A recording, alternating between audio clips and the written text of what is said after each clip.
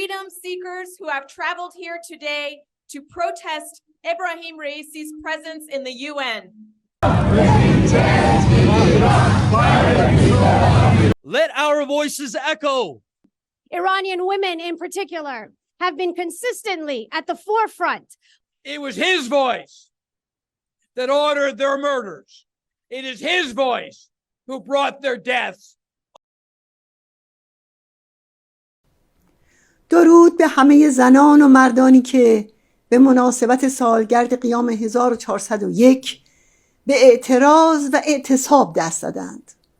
درود می‌فرستیم به جوانان شجاعی که بهای دستگیری و زندان را پرداختند، به نوجوانان و جوانان معترضی که با شلیک مستقیم جنایتکاران تحت فرمان خامنه‌ای به شهادت رسیدند. Meetings held at the highest level in Tehran with one great country of Iran, Khazar. It's time, it's past time. It is now time for the people of Iran to be free.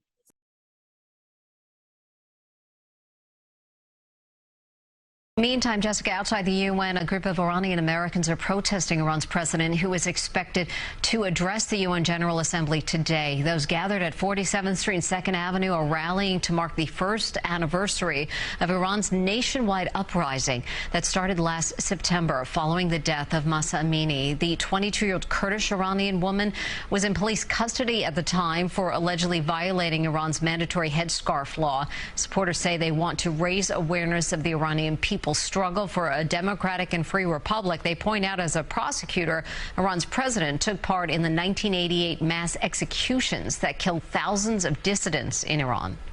Well, Sandra, as you can hear, those protests are now continuing. They are very loud, and they are also very angry, upset at two presidents, not only Iranian President Ibrahim Raisi, but also angry at the President of the United States. They take issue and are outraged at President Biden's billion-dollar deal.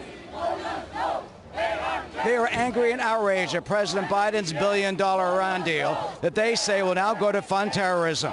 The president swapped $6 billion Iranian oil revenue and some Iranian prisoners for those 5 Americans.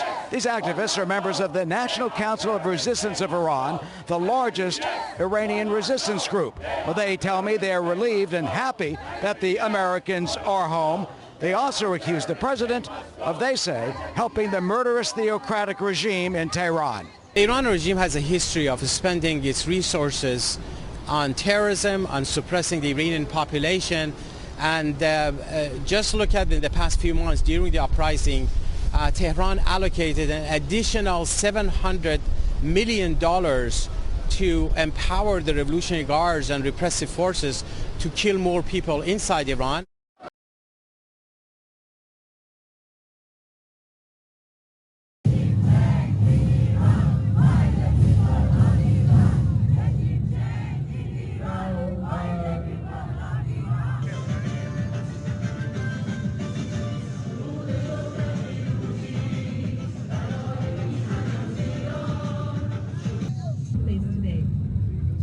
I can, however, envision a future that ensures the complete provision of women's rights and abolishes any unequal and are